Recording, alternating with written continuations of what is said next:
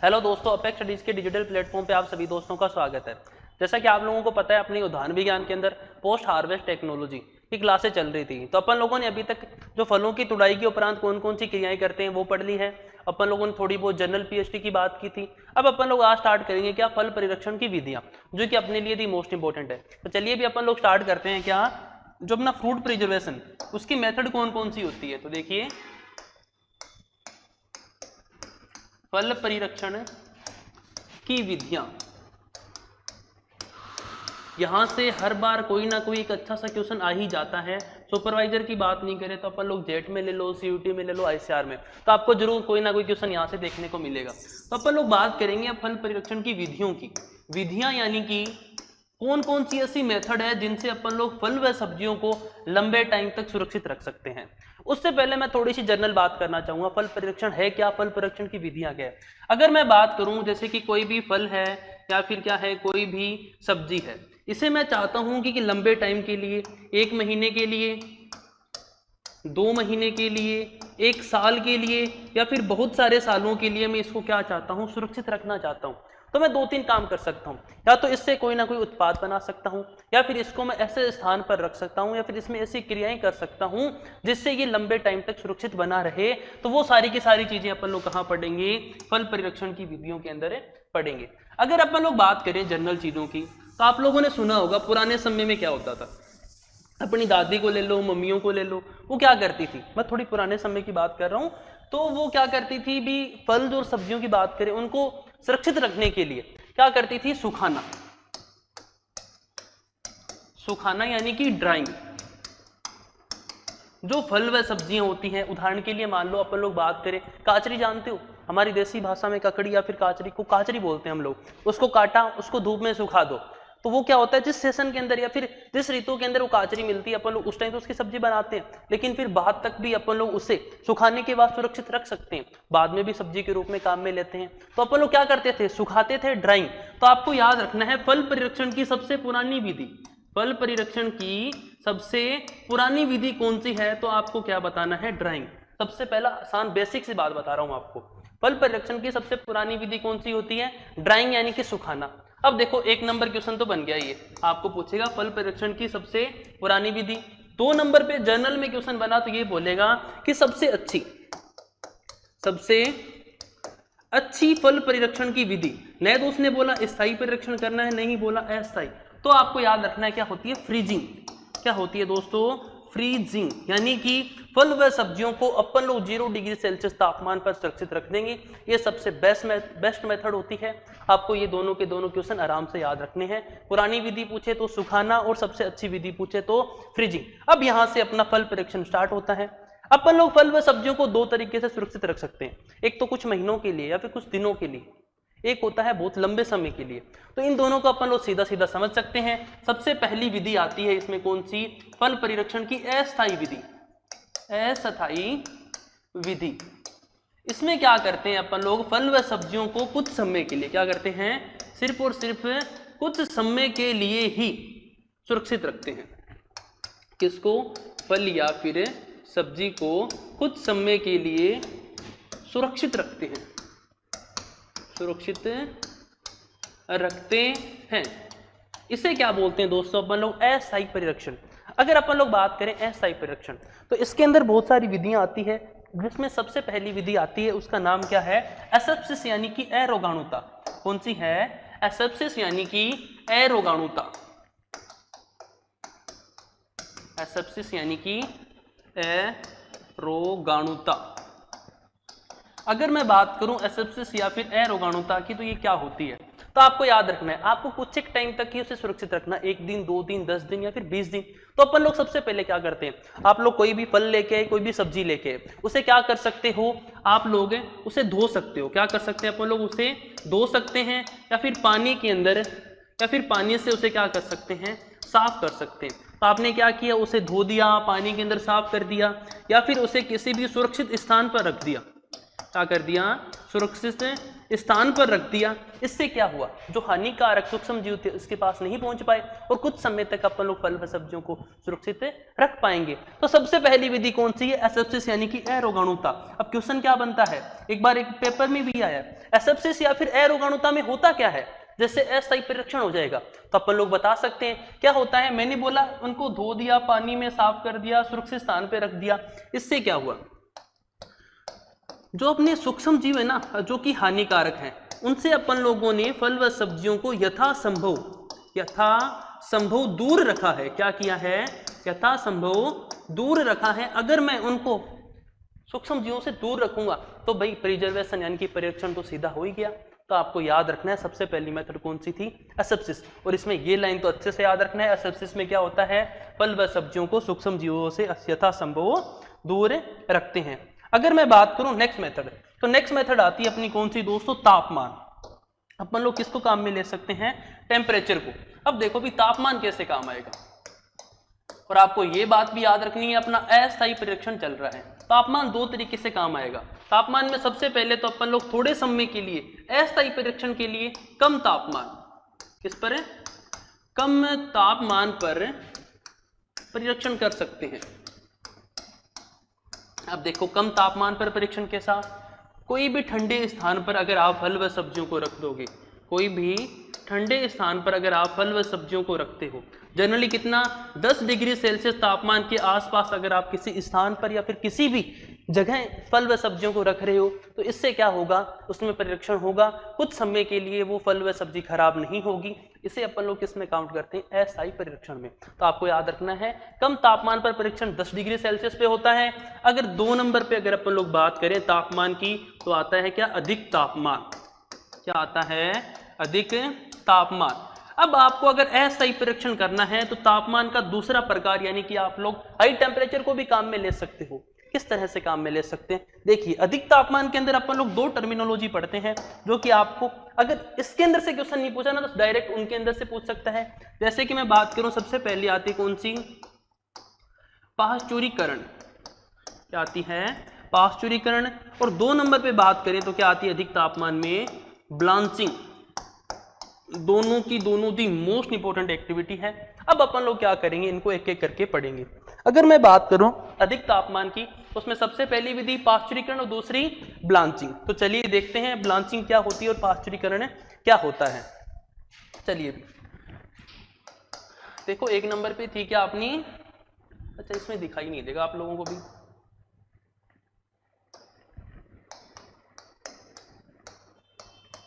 पाश्चुरीकरण। देखिए दोस्तों याद रखना आपको, एक तो होता है पाश्चुरीकरण और एक होता है स्टरलाइजेशन, निर्जीवीकरण। तो आपको दोनों में अंतर ध्यान रखना है। जो निर्जीवीकरण होता है ये स्थायी परीक्षण का प्रकार होता है, इसे अपन लोग आगे देखेंगे। अगर बात करें पाश्चुरीकरण की, तो पाश्चुरीकरण क्या होता है, सबसे पहला आंसर तो इसका यही जाएगा कि टेम्परेरी प्रिजर्वेशन यानी कि अस्थायी परीक्षण की एक विधि है। इसके अंदर अपन लोग क्या करते हैं, कोई भी ले लो फल या फिर देख लो कोई भी सब्जी या फिर कोई भी अन्य उत्पाद, उसको अपन लोग लेस देन 100 डिग्री सेल्सियस तापमान पर, लेस देन 100 डिग्री सेल्सियस यानी कि 100 डिग्री सेल्सियस से कम तापमान पर, से कम तापमान पर क्या करते हैं, गर्म करते हैं। अगर आप 100 डिग्री सेल्सियस से कम तापमान पर उसे गर्म करोगे तो क्या होगा, इनके अंदर कोई भी अगर हानिकारक क्या है, कोई भी हानिकारक अगर सूक्ष्म जीव है, क्या है, सूक्ष्म जीव है, या फिर इस सूक्ष्म जीव के क्या है, बीजाणु है, तो वो क्या हो जाएंगे, इनएक्टिव यानी कि अक्रिय हो जाएंगे। इसमें नष्ट नहीं होते हैं दोस्तों, आपको याद रखना, इसमें क्या हो जाते हैं, इनएक्टिव यानी कि अक्रिय या फिर निष्क्रिय हो जाते हैं। तो आपको याद रखना ये बात, पाश्चुरीकरण। तो पाश्चुरीकरण क्या होता है, फल व सब्जियों को 100 डिग्री सेल्सियस से कम तापमान पर गर्म करना, ताकि उनके अंदर जो भी हानिकारक सूक्ष्म जीव है वो क्या हो जाएं, अक्रिय निष्क्रिय हो जाएं। इससे क्या होता है, कुछ समय के लिए अपन लोग फल व सब्जियों को अच्छे से सुरक्षित रख सकते हैं।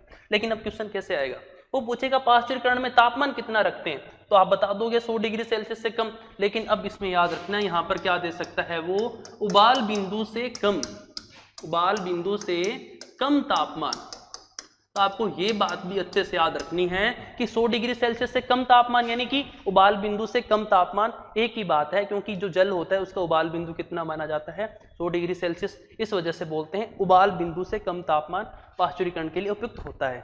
अब देखो दोस्तों, अगर अपन लोग थोड़ी एडवांस में बात करें तो पाश्चुरीकरण कितनी तरह का होता है, 2 तरह का होता है। अब देखो सबसे पहले आता है कौन सा, HT यानी कि हाई टेम्परेचर शॉर्ट टाइम। आपको क्या करना है, फल व सब्जियों को अधिक तापमान कुछ समय के लिए क्या करना है, गर्म करना है। इसके अंदर अपन लोग कितना रखते हैं, 71.7 डिग्री सेल्सियस तो क्या रखते हैं इसमें टेम्परेचर रखते हैं। और अगर मैं बात करूं टाइम की तो टाइम कितना रखते हैं दोस्तों, 15 से 30 सेकंड मैक्सिमम आपको याद रखना है, कितना 15 सेकंड। तो क्या होता है HT यानी कि हाई टेम्परेचर शॉर्ट टाइम के अंदर 71.7 डिग्री सेल्सियस तापमान पर और 15 से 30 सेकंड के लिए अपन लोग क्या करते हैं, फल व सब्जियों को गर्म करते हैं, जिससे उनके अंदर पाश्चुरीकरण हो जाता है। क्या हो जाता है, पाश्चुरीकरण। अगर मैं बात करूं 2 नंबर पे तो आता है तुम्हारा क्या, लो टेम्परेचर लॉन्ग टाइम। क्या आएगा, लो टेम्परेचर लॉन्ग टाइम। इसमें क्या होगा दोस्तों, अपन लोग 62.7 डिग्री सेल्सियस तो रखेंगे क्या टेम्परेचर, जो कि अपने को पता लग रहा है क्या है, लो टेम्परेचर है। तो इसके अंदर अपन लोग कम से कम टाइम कितना रखेंगे, 30 मिनट के लिए फल व सब्जियों को उपचारित करेंगे या फिर गर्म करेंगे, तो उनके अंदर क्या हो जाएगा, पाश्चुरीकरण। और लगे हाथों मैंने एक बात आपको स्टार्टिंग में नहीं बताई तो अभी बता देता हूं, जो पाश्चुरीकरण है इसकी खोज किसने की थी, तो दोस्तों कमेंट करके बताओ जल्दी से, पाश्चुरीकरण की खोज किसने की थी, तो खोज किसने की थी, लुईस पाश्चर ने। लुईस पाश्चर नाम के एक वैज्ञानिक थे, उन्होंने किसकी खोज की थी, पाश्चुरीकरण की खोज की थी। तो ये अपनी क्या थी, अस्थायी परिरक्षण के अंदर अधिक तापमान के अंदर पहली विधि थी कौन सी, पाश्चुरीकरण। और 2 नंबर पे आती है अपनी कौन सी, ब्लांचिंग। तो अपन लोग नेक्स्ट देखते हैं क्या, ब्लांचिंग। अब सुनो, कुछ बच्चे बोलेंगे सर ब्लांचिंग तो हम लोगों ने कॉलीफ्लावर के अंदर ही भी तो पढ़ी है। बिल्कुल बेटा आपने सही पढ़ी है, उसमें भी ब्लांचिंग होती है। वो क्या होती है, प्री हार्वेस्ट, यानी कि कोई भी फल या सब्जी को तोड़ने से पहले की एक्टिविटी है ब्लांचिंग। तो वो किस में की जाती है, फूल गोभी में। उसमें अपन लोग उसका जो कर्ड था ना उसको कवर कर देते हैं किसी चीज से, उससे बोलते हैं क्या, ब्लांचिंग। ये अपन लोग क्या पढ़ रहे हैं, PHT पोस्ट हार्वेस्ट, यानी कि तोड़ने के बाद की क्रियाएं। ठीक है, तो 2 नंबर पे अपनी टर्मिनोलॉजी कौन सी आती है, अधिक तापमान में ब्लांचिंग। ब्लांचिंग। अब देखो दोस्तों अपन लोग बात करते हैं किसकी, ब्लांचिंग की। तो देखिए दोस्तों ब्लांचिंग किसे कहते हैं। अब आप लोगों को पता है कोई भी फल होता है उसको अपन लोग जब काट देते हैं, एक उदाहरण से मानना जैसे कि क्या है, ये है आलू है, इसको काट दिया, तो काटने के बाद इसमें क्या आ गया, भूरापन आ गया। क्या आ गया, भूरापन आ गया। धीरे धीरे ये सड़ने लग गया, गलने लग गया, खराब होने लग गया। तो इसका परिरक्षण थोड़ी हुआ भाई, खराब हो गया ना ये। तो ये भूरापन किसकी वजह से आता है, सामान्यतः एक एंजाइम होता है जिसका नाम होता है PPO, पॉलीफिनोल ऑक्सीडेज। क्या होता है, पॉलीफिनोल ऑक्सीडेज। ये भी याद रख लो, यहीं से लगे हाथ, पॉलीफिनोल ऑक्सीडेज। आपको पता है लिखाई तो मेरी वैसे भी अच्छी है, तो थोड़ा समझने की कोशिश करना। ये जो PPO एंजाइम होता है ये किसके लिए, भूरेपन के लिए जिम्मेदार होता है। जब अपन लोग किसी फल या सब्जी को काट देते हैं तो कभी कभार क्वेश्चन पूछा जाता है कि फल व सब्जियों को काटने के बाद ऐसा कौन सा एंजाइम होता है जो उनके अंदर ब्राउनिंग या फिर भूरापन पैदा करता है, तो कौन सा होता है, PPO यानी कि पॉलीफिनोल ऑक्सीडेज एंजाइम। अब देखो मैं बात करता हूँ ब्लांचिंग की, ये क्यों बताइए भी आपको समझ आ जाएगा। सामान्यतः क्या होता है, आपको क्या करना है, गर्म पानी के अंदर, इसके अंदर है गर्म पानी के अंदर अपन लोग किसको, फल व सब्जी को क्या करते हैं, उबालते हैं। फल व सब्जी को क्या करते हैं दोस्तों, उबालते हैं। अब गर्म पानी के अंदर अगर अपन लोग फल व सब्जी को उबालेंगे तो इससे होगा क्या, इससे ये होगा इनके अंदर जो एंजाइम है ना, क्या है एंजाइम, वो क्या हो जाएंगे, इनएक्टिव, यानी कि निष्क्रिय हो जाएंगे। फल व सब्जियों को गर्म पानी में उबालना ताकि उनके अंदर उपस्थित जो एंजाइम होते हैं वह इनएक्टिव हो जाएं। इससे क्या होगा, इन फल व सब्जियों का रंग प्लस स्वाद, रंग प्लस स्वाद बना रहेगा, बना रहेगा। तो अगर आपको पूछे ऐसी कौन सी क्रिया है जिसके अंदर फल व सब्जियों का रंग व स्वाद बना रहेगा काटने के बाद या फिर प्रसंस्करण से पहले, तो आप क्या बताओगे, ब्लांचिंग। ब्लांचिंग में क्या होता है, फल व सब्जियों को अपन लोग क्या करते हैं दोस्तों, गर्म पानी के अंदर उबालते हैं। तो इसे क्या बोल दिया अपन लोगों ने, ब्लांचिंग। इसका लाभ क्या है, रंग और जो स्वाद होता है फलों का वो बना रहता है। अब इससे संबंधित कुछ फैक्ट देखते हैं अपन लोग। मैं बोल रहा हूं भी इसके अंदर फल व सब्जियों को अपन लोग उबालेंगे तो कुछ ना कुछ खास बातें भी तो होगी, बिल्कुल होगी। अब देखो इसके फैक्ट आपको क्या क्या याद रखना है, कितनी देर तक, कितने समय तक फल व सब्जियों को उबालना है, तो आपको याद रखना है 2 से 5 मिनट के लिए। 2 से 5 मिनट के लिए अपन लोग फल व सब्जियों को उबालते हैं। अगर आपको पूछे इसमें टेम्परेचर कितना रखते हैं, फल व सब्जियों को उबालने के लिए तापमान कितना रखते हैं, तो देखिए सेंटीग्रेड में बात करूं तो मैं 82.2 डिग्री सेल्सियस से लेकर के 93.3 डिग्री सेल्सियस 93.3 डिग्री सेल्सियस तापमान रखते हैं। तो आपको ये बात भी अच्छे से याद रखनी है। अगर मैं आपको इसे फारेनहाइट में बताऊं तो आप लोग याद रख सकते हो 180 से लेकर के 200 डिग्री फारेनहाइट टेम्परेचर ब्लांचिंग के लिए ऑप्टिमम होता है। अब मैंने फल व सब्जियों को गर्म पानी में तो उबाल लिया, अब गर्म पानी में उबालूंगा तो कुछ नुकसान भी होंगे, बिल्कुल होंगे नुकसान। वो नुकसान क्या होता है, अपन लोगों ने जब भी जनरल हॉर्टिकल्चर पढ़ी थी तो अपन लोगों ने बात की थी फल व सब्जियों के अंदर कुछ ऐसे विटामिन होते हैं जो क्या होते हैं, जल में घुलनशील होते हैं, वाटर इनसोल्युबल होते हैं। जैसे कि कौन कौन से होते हैं, बी और सी। और सर्वाधिक घुलनशील कौन सा होता है, विटामिन सी। कौन सा होता है, विटामिन सी। तो अगर अपन लोग ब्लांचिंग करेंगे, इस गर्म पानी के अंदर इनको उबालेंगे तो विटामिन सी भी तो पानी में घुल जाएगा ना। इससे क्या होगी, विटामिन सी की क्या होगी दोस्तों, हानि होगी। और ये हानि कितनी होती है, 10 से लेकर के 50%। कितनी होती है दोस्तों, 10 से लेकर के 50% हानि हो जाती है ब्लांचिंग के अंदर। तो आपको ये फैक्ट भी याद रखने हैं, अच्छे से याद रख लोगे। अब देखते हैं अपन लोग बात करते हैं ब्लांचिंग किससे कहते हैं। वैसे आपको है ना पीडीएफ की फॉर्म के रूप में हमारे ऐप के अंदर आपको नोट्स मिल जाएंगे, तो आप लोग वहां से इनकी थ्योरी अच्छे से देख सकते हो। अब बात करते हैं अपन लोग ब्लांचिंग। ब्लांचिंग क्या था, फल व सब्जियों को अपन लोगों ने 2 से 5 मिनट के लिए गर्म पानी के अंदर उबाला। टेम्परेचर कितना रखा, 82.2 डिग्री सेल्सियस से लेकर के 93.3 डिग्री सेल्सियस। अगर मैं बात करूं फारेनहाइट में तो 180 से लेकर के 200 डिग्री फारेनहाइट तापमान रखा। इससे क्या हुआ, उनके अंदर जो एंजाइम था वो क्या हो गया, इनएक्टिव यानी कि अक्रिय हो गया। इस वजह से उनका रंग व स्वाद बना रहा। इसके अंदर विटामिन सी की 10 से लेकर के 50% क्या होती है दोस्तों, हानि होती है। अब देखो मैंने तुम्हें स्टार्टिंग में बताया था पीपीओ, पॉलीफिनोल ऑक्सीडेज। तो अब आपको पूछे ऐसी कौन सी क्रिया है जिससे आप लोग फल व सब्जियों के अंदर रंग को बचा सकते हो। तो अपन लोग क्या करेंगे, पहले ब्लांचिंग करेंगे, उसके बाद ही उनको काटेंगे। अगर अपन लोगों ने ब्लांचिंग कर ली तो ये पीपीओ एंजाइम होते हैं, ये क्या हो जाएगा, इनएक्टिव। और ऐसा क्वेश्चन आपको पता है अपने एफएसओ के अंदर भी आया था, अब इस बार तो वैकेंसी हुई इससे पहले वाले के अंदर, तो आप लोग वो चीज भी अच्छे से याद रख सकते हो। तो ठीक है दोस्तों, 2 नंबर एक्टिविटी थी कि अपनी ब्लांचिंग। अब देखिए अस्थायी परीक्षण में अगली विधि आती है अपनी कौन सी, वायु निष्कासन। कौन सी आती है, वायु निष्कासन।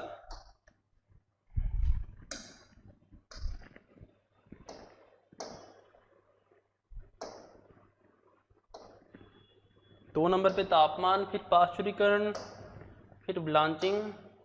अब आती है 3 नंबर पे अपनी क्या, वायु निष्कासन।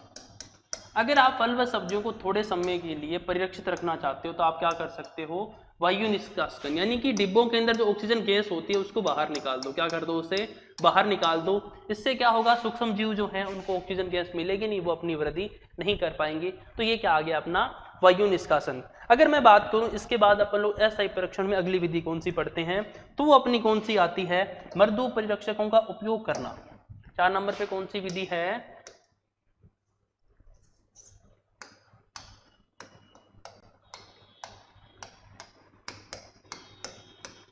मृदु परिरक्षकों का उपयोग करना। उपयोग करना। अब देखो अपन लोग बात करते हैं अस्थायी परीक्षण, मृदु परिरक्षक पदार्थ कौन कौन से होते हैं।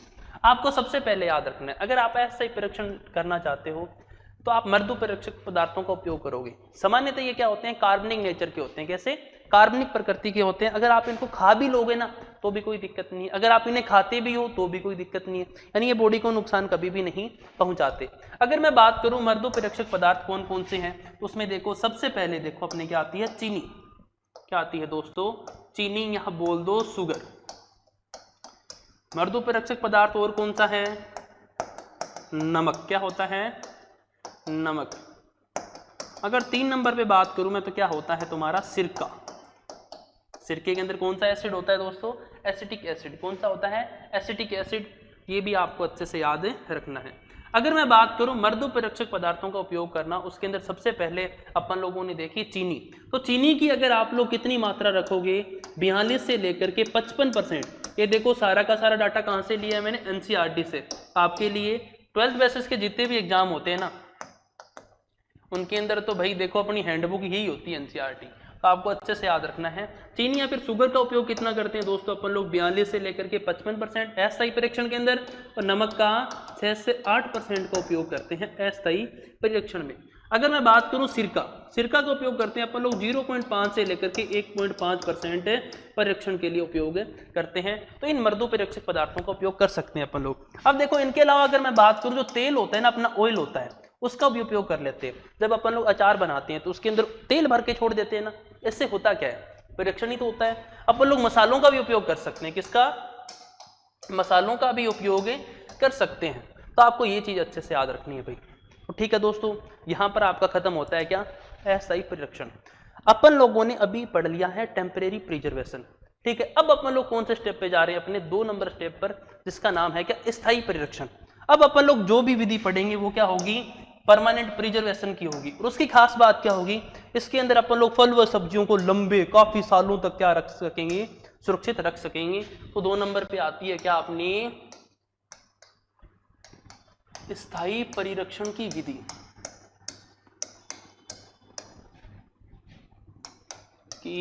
विधियां। अगर अपन लोग बात करें स्थायी परिरक्षण की विधियां, तो देखते हैं भी स्थायी परिरक्षण की विधियां कौन कौन सी होती है। देखो दोस्तों, इसके अंदर सबसे पहली विधि आती है अपनी कौन सी? ड्राइंग व डिहाइड्रेशन। कौन सी? ड्राइंग व डिहाइड्रेशन। ड्राइंग का अर्थ होता है सुखाना, व डिहाइड्रेशन। डिहाइड्रेशन का अर्थ होता है क्या? निर्जलीकरण। देखो मैं हिंदी में भी लिख देता हूं साथ में, सुखाना। सुखाना स्थायी परिरक्षण की सबसे क्या है दोस्तों? पुरानी विधि है। सुखाना स्थायी परिरक्षण की सबसे पुरानी विधि है। ये बात आपको अच्छे से याद रखनी है। दूसरी क्या है अपनी? डिहाइड्रेशन यानी कि निर्जलीकरण। क्या है? निर्जलीकरण। अब देखो दोस्तों, अपन लोग बात करते हैं डिहाइड्रेशन या फिर निर्जलीकरण क्या होता है। आपको एक चीज याद रखनी है, कोई भी फल हो या फिर सब्जी हो, उसके अंदर से आपको क्या निकालना है? जल निकालना है। क्या करना है? जल निकालना है। जल निकालने के लिए आप लोग क्या कर सकते हो? ड्राइंग। क्या कर सकते हो? ड्राइंग, यानी कि उनको सुखा सकते हो। अब सुखाने के लिए आपके पास 2 सोर्स होते हैं। क्या होते हैं? 2 माध्यम होते हैं, या फिर 2 सोर्स बोल दो आप लोग। 2 सोर्स कौन कौन से होते हैं? एक तो आपके पास प्राकृतिक सोर्स होता है, या फिर प्राकृतिक माध्यम होता है। प्राकृतिक सोर्स क्या होता है अपने पास फल व सब्जियों को सुखाने के लिए? सूर्य। तो आपको पूछे डिहाइड्रेशन के लिए नेचुरल सोर्स क्या है? देखो फैक्ट पे बातें कर रहा हूं मैं सीधा सीधा। आपको पता है कचरा बढ़ाने की हमारे अपेक्षा इंस्टीट्यूट में आदत नहीं है, तो आपको सीधी बात याद रखनी है। निर्जलीकरण के लिए प्राकृतिक या फिर नेचुरल सोर्स कौन सा है? सूर्य। सूर्य के प्रकाश में रखो, उनके अंदर से पानी निकल जाएगा। अगर किसी भी फल या सब्जी में पानी निकल गया तब होगा क्या? उसके अंदर प्रिजर्वेशन ही होगा, उसे लंबे टाइम तक आप सुरक्षित रख पाओगे। उसके अंदर मेटाबॉलिक एक्टिविटी वगैरह है, वो क्या हो जाएगी? थोड़ा उसका स्तर गिर जाएगा। ये चीज आपको अच्छे से याद रखनी है। निर्जलीकरण की प्राकृतिक विधि क्या? प्राकृतिक सोर्स के रूप में अपन लोग सूर्य को काम में लेते हैं। अगर मैं बात करूं कृत्रिम रूप से, अगर आप क्या करना चाहते हो? निर्जलीकरण किस रूप में? कृत्रिम रूप में, आर्टिफिशियल डिहाइड्रेशन करना चाहते हो, तो आपको पता ही है आजकल बहुत सारे डिहाइड्रेटर, बहुत सारे डिहाइड्रेटर यंत्र काम में लिए जाते हैं। जैसे कि उदाहरण से मैं आपको बताऊं, ओवन जानते हो आप लोग, जिसमें अपन लोग जनरली पिज्जा विज्जा बनाते हुए देखते हैं। ओवन वगैरह का यूज करते हैं किसके लिए? फलों के अंदर से जल को निकालने के लिए। तो ये क्या थी? अपनी सामान्य बातें थी। किसके बारे में? निर्जलीकरण के बारे में। क्या यहाँ से क्वेश्चन बनेगा? बहुत रेयर चांस है यहाँ से क्वेश्चन बनने के। अब अपन लोग आगे बात करते हैं कि इसकी डिहाइड्रेशन में और क्या क्या होता है। तो देखो दोस्तों, अपन लोग अच्छे से अब इसको और देख लेते हैं। डिहाइड्रेशन, डिहाइड्रेशन यानी कि निर्जलीकरण। ये निर्जमीकरण नहीं है, निर्जलीकरण। निर्जलीकरण किसे बोला अपन लोगों ने? कोई भी फल हो या फिर कोई भी क्या हो, सब्जी हो, कोई भी अन्य उत्पाद हो, इसके अंदर से क्या निकलना, जल का निकलना क्या कहलाता है, डिहाइड्रेशन। कोई भी फल व सब्जी होता है उसके अंदर अपन लोग डिहाइड्रेशन के लिए या तो डिहाइड्रेटर यंत्र का उपयोग करते हैं या फिर सूर्य के प्रकाश का यानी उसके तापमान का उपयोग करते हैं। तो अपने को एक बात तो पता लग गई, अगर अपने को फल व सब्जी में से जल को निकालना है तो क्या चाहिए, अपने को टेम्परेचर चाहिए। अगर मैं किसी भी फल व सब्जी को क्या करता हूं, गर्म करता हूं, क्या करता हूं, गर्म करता हूं, तो उसके अंदर धीरे धीरे तापमान बढ़ेगा और जल बाहर निकलेगा। तो आपको याद रखना है जो निर्जलीकरण होता है इसका प्रारंभिक तापमान, प्रारंभिक तापमान सभी फल व सब्जियों के लिए कितना होता है दोस्तों, 42 डिग्री सेल्सियस। यानी किसी भी फल व सब्जी को अगर आप 42 डिग्री सेल्सियस तापमान दोगे तो उसमें से जल निकलना शुरू होगा, पूरा नहीं निकलेगा, जल निकलना शुरू हो जाएगा। तो आपको पूछे निर्जलीकरण का प्रारंभिक तापमान कितना होता है, 42 डिग्री सेल्सियस। लेकिन अगर अपन लोग बात करें फल व सब्जियों की अलग अलग, आपको पूछे निर्जलीकरण के लिए फलों का तापमान, निर्जलीकरण के लिए सब्जियों का तापमान, तो देखो जो फल होता है ना उसके अंदर निर्जलीकरण के लिए ऑप्टिमम टेम्परेचर माना जाता है 66 से लेकर के 71 डिग्री सेल्सियस, और सब्जियों के अंदर अगर मैं बात करूं तो 60 से लेकर के 66 डिग्री सेल्सियस। तो ये अपने यहाँ पर इंपॉर्टेंट क्वेश्चन बनते हैं, किस में से, डिहाइड्रेशन में से। तो आपको याद रखना है क्वेश्चन बनेगा फलों के अंदर डिहाइड्रेशन यानी कि निर्जलीकरण के लिए उपयुक्त तापमान तो कितना होता है दोस्तों, 66 से 71 डिग्री सेल्सियस, और सब्जियों के अंदर 60 से लेकर के 66 डिग्री सेल्सियस क्या होता है, निर्जलीकरण के लिए उपयुक्त तापमान होता है। अब देखो अपन लोग जल निकाल रहे हैं, क्या कर रहे हैं, जल निकाल रहे हैं। अपने को पूरा जल नहीं निकालना है, थोड़ी बहुत उनके अंदर क्या जल की मात्रा यानी कि नमी की मात्रा रखनी है। तो यहां पर एक क्वेश्चन और बनेगा कि कोई भी फल हो या फिर कोई भी सब्जी हो, अगर आप उसमें परमानेंट प्रिजर्वेशन कर रहे हो तो नमी कितनी रखोगे, नमी कितनी रखोगे। तो अपन लोग बात करते हैं कोई भी अगर फल है उसके अंदर सदैव अपने को परमानेंट प्रिजर्वेशन के लिए 10 से 20% क्या रखनी है, नमी की मात्रा तो रखनी ही रखनी है, ठीक है। अगर मैं बात करूं कोई भी अगर सब्जी है उसमें परमानेंट प्रिजर्वेशन के लिए 6 से 8% क्या रखनी है, नमी की मात्रा रखनी है। तो यहां पर अपन लोगों ने कम से कम 4 और 1 5 टेम्परेचर देख लिए, तो चारों पांचों आप टेम्परेचर आपको अच्छे से याद रखने हैं। निर्जलीकरण का प्रारंभिक तापमान 42 डिग्री सेल्सियस था, फलों के लिए डिहाइड्रेशन का टेम्परेचर 66 से 71 डिग्री सेल्सियस था, सब्जियों के लिए कितना था 60 से लेकर के 66 डिग्री सेल्सियस, और नमी यानी कि फलों के अंदर स्थायी परिरक्षण के लिए नमी कितनी रखनी है, फल के अंदर तो 10 से 20% और सब्जी में 6 से 8%। तो सबसे पहला आपका जो स्थायी परिरक्षण की विधि थी वो होती है यहां पर दोस्तों क्या, खत्म। अगर अपन लोग बात करें स्थायी परिरक्षण की विधियों में 2 नंबर की विधि कौन सी आती है, तो वो आती है आपकी क्या, निर्जीवीकरण। क्या आती है, निर्जीवीकरण। अभी तक निर्जलीकरण पढ़ा था अपन लोगों ने, ये क्या आ गई, निर्जीवीकरण यानी कि स्टरलाइजेशन। अब देखो भी स्टरलाइजेशन क्या होता है, बस आपको एक चीज यहां पर याद रखनी है, ये पाश्चुरीकरण का जस्ट उल्टा है। क्या है, पाश्चुरीकरण का जस्ट उल्टा है। निर्जीवीकरण किसे कहते हैं, जो अपने फल व सब्जियां होती है ना, क्या, फल व सब्जियां या फिर कोई भी अन्य प्रोडक्ट, उसको अपन लोग क्या करते हैं 100 डिग्री सेल्सियस से अधिक तापमान पर, 100 डिग्री सेल्सियस से अधिक तापमान पर, अगर मैं बात करूं एक अच्छी लैंग्वेज की तो अपन लोग लिख सकते हैं उबाल बिंदु से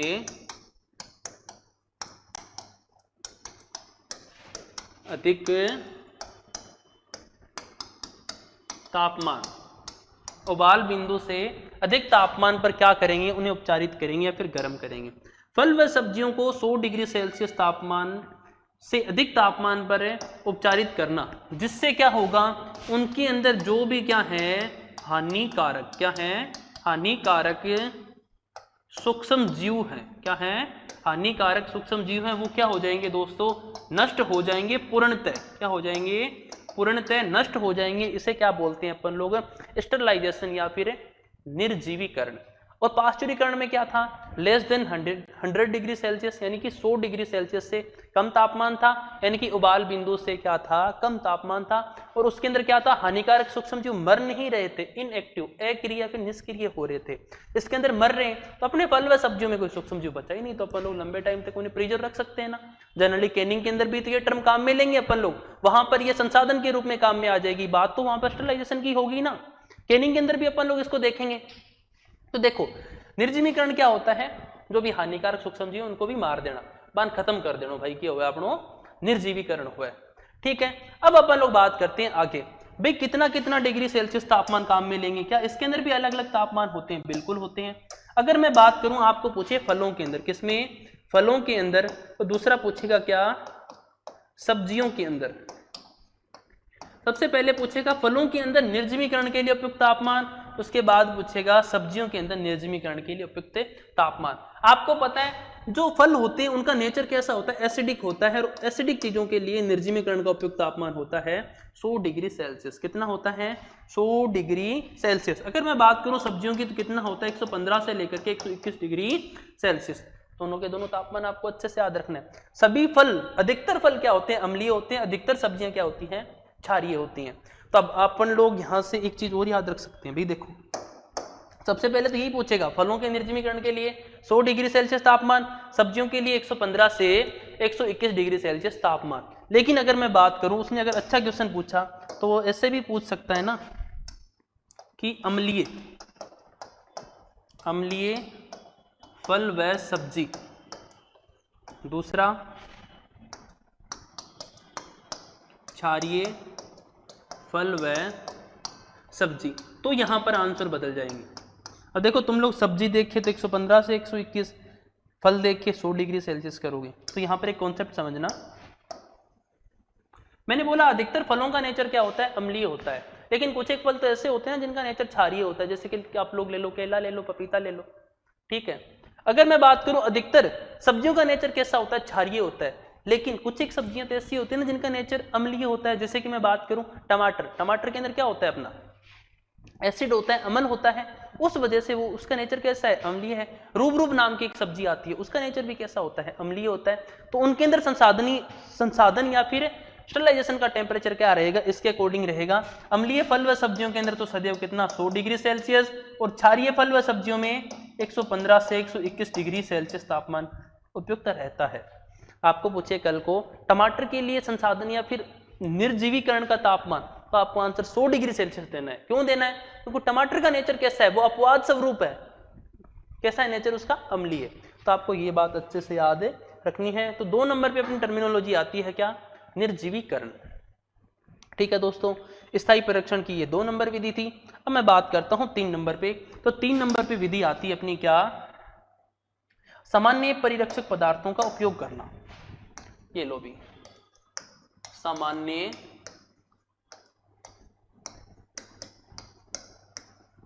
परिरक्षक पदार्थों का उपयोग करना। ये देखो भी, सामान्य परिरक्षक पदार्थों का उपयोग करना। अब अपन लोग क्या करेंगे, कुछ एक अपने परिरक्षक पदार्थ होते हैं उनका उपयोग करेंगे, और उनको अपन लोग कितने भागों में बांटते हैं, जनरली 2 भागों में बांटते हैं। उनमें सबसे पहला भाग होता है 1 नंबर, और 2 नंबर पे होता है क्या, 2 नंबर। 1 नंबर की बात करूं तो इसे बोलते हैं क्लास फर्स्ट। क्या आएगा, क्लास फर्स्ट। अच्छा, क्लास मैंने सही नहीं लिखा यार, यहाँ पे CLASS, यहाँ पर भी CLASS, फर्स्ट और सेकंड, ये आ गया फर्स्ट और ये सेकंड। अगर मैं बात करूं क्लास फर्स्ट, तो आपको सदैव याद रखना है जो क्लास फर्स्ट होती है इसके अंदर अपन लोग क्या रखते हैं, अपने कार्बनिक पदार्थ। क्या रखते हैं, कार्बनिक पदार्थ, जिनका नेचर कैसा हो, कार्बनिक हो, यानी कि क्या आएंगे अपने, चीनी। अगर मैं बात करूं तो नमक, सिरका, ये सब चीजें किस में आएंगी, क्लास फर्स्ट में आएंगी। इनको अपन लोग एक एक करके पढ़ेंगे। क्लास सेकंड में क्या आएंगे, अपने रसायन यानी कि केमिकल। क्या आएंगे, रसायन। तो सबसे पहले आपको ये अंतर पता होना चाहिए, क्लास फर्स्ट के अंदर कार्बनिक पदार्थ आते हैं और क्लास सेकंड में क्या आते हैं, रसायन आते हैं। चलिए भी दोस्तों अपन लोग देखते हैं नेक्स्ट, नेक्स्ट यानी कि क्लास फर्स्ट और क्लास सेकंड को अच्छे से पढ़ते हैं। तो देखिए अपन लोग सबसे पहले पढ़ लेते हैं क्या, क्लास फर्स्ट। क्लास फर्स्ट में मैंने बोल दिया कार्बनिक पदार्थ आएंगे, और कार्बनिक पदार्थ कौन कौन से हैं अपने। सबसे पहले अगर मैं देखूं तो क्या आएगा अपनी चीनी यानी कि शुगर। अब देखो अगर आपको पूछे परमानेंट प्रिजर्वेशन स्थायी परीक्षण के लिए शुगर की मात्रा, तो मोर देन 65%, मोर देन 65%, या फिर ऐसे भी हो सकता है लगभग कितनी 65% क्या होती है परमानेंट प्रिजर्वेशन की मात्रा, परमानेंट प्रिजर्वेशन के लिए चीनी की मात्रा होती है। एक उदाहरण से बताता हूं मैं आपको। आप लोगों ने सुना होगा जो जेम और जेली होती है उनमें चीनी की मात्रा या फिर बोल दो टीएसएस कितनी होती है, 65 से 68 ब्रिक्स होती है। तो लंबे टाइम तक सुरक्षित रखते हैं ना, रह सकते हैं ना वो, उसके पीछे का रीजन यही होता है। ठीक है, 2 नंबर पे आता है अपना क्या, नमक। अगर आपको पूछते हैं नमक या अपनी साल्ट की अस्थायी परीक्षण की, अस्थायी परीक्षण के अंदर मात्रा कितनी थी, तो कितनी थी 6 से 8%। लेकिन अपन लोग पढ़ रहे हैं अभी स्थायी परीक्षण, इसमें कितनी जाएगी 15 से 20% मात्रा। स्थायी परीक्षण में 15 से 20% मात्रा होती है नमक की। और 3 नंबर पे था क्या आपका सिरका। तो सिरका होता है, इसकी परिरक्षण के लिए मात्रा देखें तो कितनी जाएगी 1.5 से लेकर के 3%, लगभग 3% के आसपास क्या जाएगी सिरका की मात्रा स्थायी परीक्षण के अंदर जाएगी। तो ये अपने थे क्या क्लास फर्स्ट के परीक्षक पदार्थ थे। इनसे जनरली बॉडी पर कोई भी नुकसान नहीं होता है, लेकिन रसायनों से होता है। किससे होता है, केमिकल से होता है। अगर आप कोई भी प्रोडक्ट होता है उसके अंदर कोई भी रसायन केमिकल मिला रहे हो, उससे अपनी बॉडी पर क्या होते हैं, हार्मफुल इफेक्ट होते हैं। ठीक है दोस्तों, तो अपन लोग सेकंड पे बात करते हैं किसकी, क्लास सेकंड की।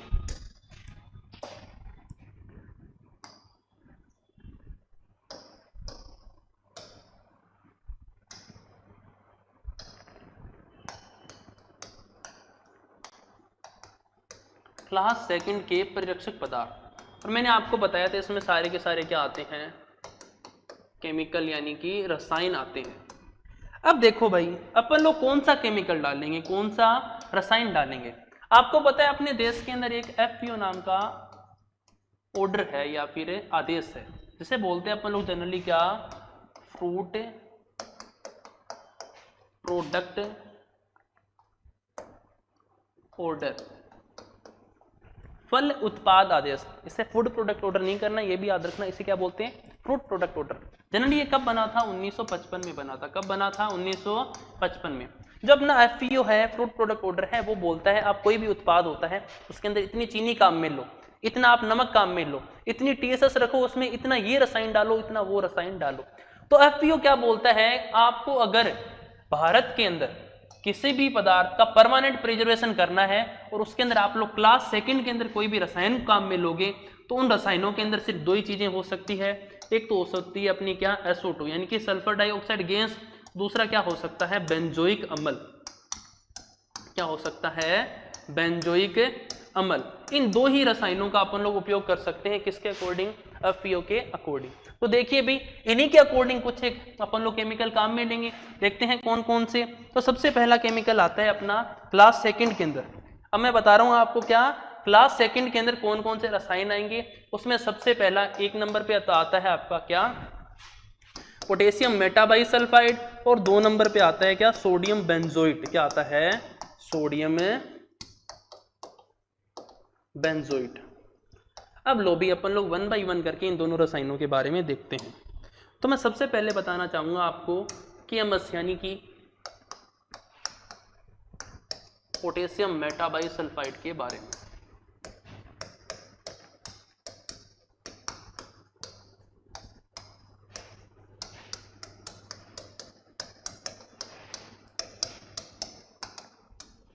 देखिए दोस्तों, अगर अपन लोग बात करें केएमएस, तो आपको कभी भी पूछे पोटेशियम मेटाबाइसल्फाइड में ऐसा कौन क्या चीज है जो परीक्षण का काम करती है, तो आपको याद रखना है वो क्या होती है, अपनी SO2 गैस होती है। तो SO2 गैस होती है, वो क्या करती है, परीक्षण का काम करती है। तो सबसे पहले अपन लोग बात कर लेते हैं किसकी, पोटेशियम मेटाबाइसल्फाइड की। तो आपको याद रखना है इसका सूत्र क्या होता है, याद रख लेना भाई, K2H2O7 क्या होता है, इसका रासायनिक सूत्र होता है। अब देखो जो पोटेशियम मेटाबाइसल्फाइड होता है ना, ये सदैव जो अपने रंगहीन उत्पाद होते हैं ना, रंगहीन कलरलेस,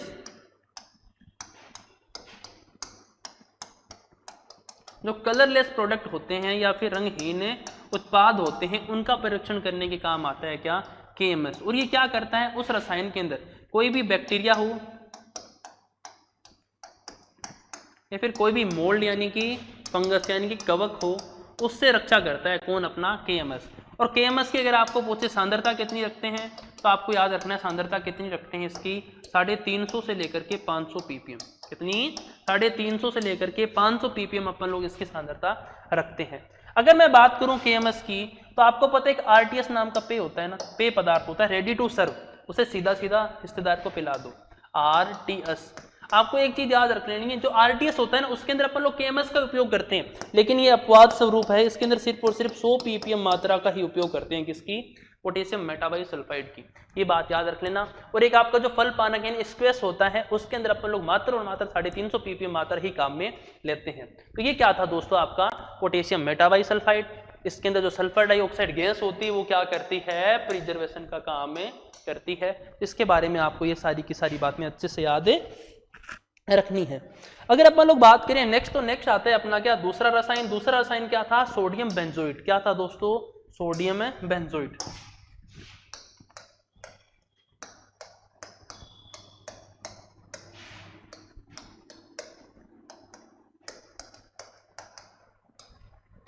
देखिए बात करते हैं सोडियम बेंजोइट की। इसका सूत्र क्या होता है, 6,6H5COONA। सूत्र भी याद रख लेना, थोड़ा अच्छा लगता है याद रखते हैं, तभी अपने को कुछ लोगों से एक्स्ट्रा याद है।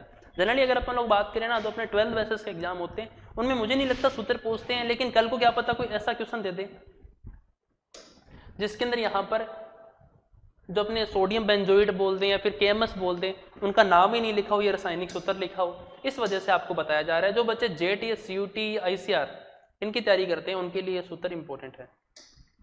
अगर मैं बात करूं सोडियम बेंजोइट की, तो सोडियम बेंजोइट के अंदर क्या होता है दोस्तों, बेंजोइक अम्ल होता है जो परीक्षण का काम करता है।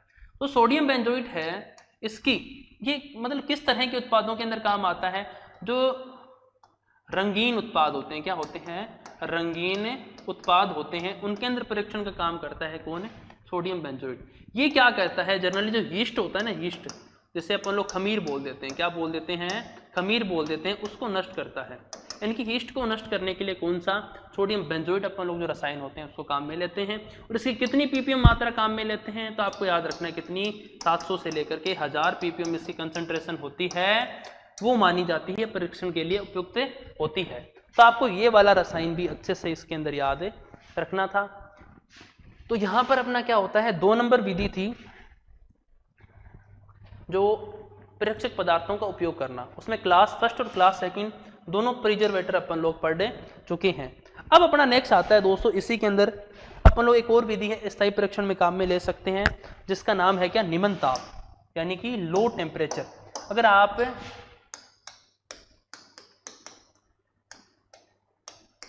अब नंबरिंग है ना यार, तुम लोग तुम्हारे हिसाब से कर लेना, ठीक है ना। निम्न ताप यानी कि लो टेम्परेचर। अब आप क्या करोगे, लो टेम्परेचर पर, इतने लो टेम्परेचर पर फल व सब्जियों को रखोगे ताकि उन्हें लंबे टाइम तक रख सकें। अगर मैं बात करूं अस्थायी परीक्षण के अंदर भी तो अपन लोगों ने पढ़ा था निम्न ताप, वहां पर क्या देखा था, फल व सब्जियों को मात्र और मात्र 10 डिग्री सेल्सियस के आसपास टेम्परेचर पे रखते हैं, तो 5 दिन 10 दिन के लिए सुरक्षित रख सकते हैं। लेकिन अब मैं बात कर रहा हूं परमानेंट प्रिजर्वेशन की, तो इसके अंदर अपन लोग किसका उपयोग करते हैं, सबसे पहले कोल्ड स्टोरेज।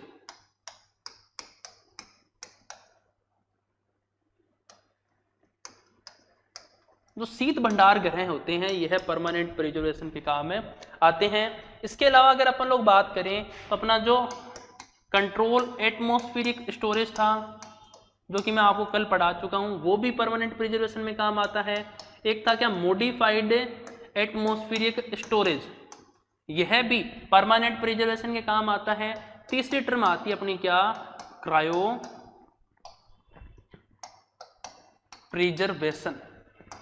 क्रायो प्रिजर्वेशन के अंदर अपन लोग दोस्तों क्या करते हैं, -196 डिग्री सेल्सियस तापमान पर अपने उत्पाद को क्या रखते हैं, अपन लोग रखते हैं, जिससे अपन लोग उसे लंबे टाइम तक सुरक्षित रख सकते हैं। तो ये क्या था दोस्तों अपना नेक्स्ट विधि थी। इसके अलावा अगर अपन लोग देखें परमानेंट प्रिजर्वेशन के अंदर क्या क्या चीजें काम में ले सकते हैं, तो आपको याद रख लेना कुछ, एक एंटीबायोटिक, क्या होती है, एंटीबायोटिक्स होते हैं, फिर एंटीबायोटिक्स मेडिसिन होती है, जैसे कि नियासिन, क्या होती है, नियासिन। ये सूक्ष्म जीवों से बनाई जाती है, नियासिन, पैरामिसिन। इन दोनों के दोनों एंटीबायोटिक्स को भी अपन लोग प्रिजर्वेशन के लिए काम में ले सकते हैं। तो ये थी आपकी क्या मुख्य परमानेंट प्रिजर्वेशन की मेथड। इसके अलावा भी अगर अपन लोग और देखें ना, तो परमानेंट प्रिजर्वेशन में एक विधि आती है जिसे बोलते हैं अपन लोग कार्बोनेशन के द्वारा। क्या बोलते हैं? कार्बोनेशन के द्वारा फल उत्पाद को लंबे टाइम तक सुरक्षित रखना। कार्बोनेशन द्वारा। कार्बोनेशन का अर्थ क्या है? Carbonation, carbon dioxide. किसका उपयोग करोगे आप लोग? CO2। कार्बन डाइऑक्साइड का अपन लोग क्या करेंगे? उपयोग करेंगे फल या फिर जो भी अपना उत्पाद होता है उसको अपन लोग लंबे टाइम तक क्या रख सकते हैं? सुरक्षित रख सकते हैं। ये कैसे होता है? आप लोगों ने देखा है जो कोल्ड ड्रिंक वगैरह होती है, क्या होती है? कोल्ड ड्रिंक वगैरह होती है, इनके अंदर अपन लोग अपना उत्पाद डाल देते हैं और जो CO2 गैस होती है उसे उच्च दाब के ऊपर क्या करते हैं?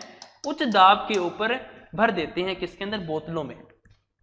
कार्बन डाइऑक्साइड गैस को उच्च दाब के साथ बोतलों के अंदर अपन लोग भर देते हैं, जो कि अपने परमानेंट प्रिजर्वेशन के अंदर काम में आता है। जनरली अगर अपन लोग बात करें, जो CO2 गैस होती है इसकी लगभग 1 से लेकर के 8 ग्राम मात्रा प्रति लीटर के हिसाब से अपन लोग काम में लेते हैं। तो ये क्या था दोस्तों आपका कार्बोनेशन। और लास्ट और फाइनल मेथड आती है आपकी क्या? इरिडेशन। क्या आती है? इरिडेशन। इरिडेशन बोल रहे हैं या फिर अपन लोग विकिरण द्वारा। विकिरण द्वारा परमानेंट प्रिजर्वेशन करना। आपको पता है अल्फा, बीटा, गामा 3 तरह की किरणें होती हैं।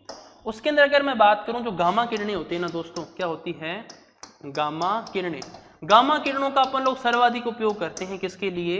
इरिडेशन या फिर विकिरण के लिए। अब वो अपन लोग उपयोग क्यों करते हैं? एक उदाहरण से समझना। जैसे कि ये कोई फल है, इसके अंदर कोई भी कीट है, वो इस फल के अंदर है। क्या है? इस फल के अंदर है। वो इस फल को धीरे धीरे खा रहा है। अंदर से अगर वो धीरे धीरे खा रहा है तो सीधी सी बात है, कीट के अंदर मेटाबॉलिक एक्टिविटी हो रही है और इसके भोजन का भी अपघटन हो रहा है फल वाले का। तो इसके अंदर हीट यानी कि गर्मी है वो क्या हो रखी है? बढ़ रखी है। तो अब अपन लोग क्या करेंगे? जो गामा किरणें होती हैं इनसे इस फल को उपचारित करेंगे, जिससे यह कीट या तो बाहर निकल जाएगा या फिर मर जाएगा। इससे क्या हुआ? इससे अपना जो फ्रूट है इसकी लाइफ बढ़ गई ना। तो अपन लोग इरिडेशन यानी कि विकिरण द्वारा भी अपन लोग स्थायी परीक्षण कर सकते हैं दोस्तों। तो आपको ये चीज भी अच्छे से याद रखनी है। इसके अलावा मैं आपको बताना चाहूंगा, अब यहाँ पर क्या हुआ? इस कीट को अगर अपन लोगों ने मार दिया तो यहाँ पर हीट क्या हो गई? कम हो गई। तो अपन लोग इस वजह से इरिडेशन विकिरण को कोल्ड स्टरलाइजेशन भी बोलते हैं। कोल्ड स्टरलाइजेशन भी कहते हैं। तो आपको याद रखना है, इरिडेशन को अपन लोग कोल्ड स्टरलाइजेशन के नाम से भी जानते हैं।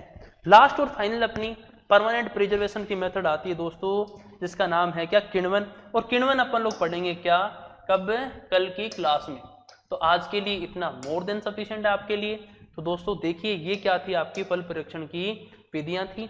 उसके अंदर सिर्फ और सिर्फ अपनी एक विधि बची है जिसका नाम है फर्मेंटेशन यानी कि किण्वन। तो किण्वन कल आपको बढ़िया से पढ़ाया जाएगा। Tata, bye bye, see you soon. अगर आपको दोस्तों वीडियो अच्छी लगे तो वीडियो के नीचे कमेंट जरूर करना।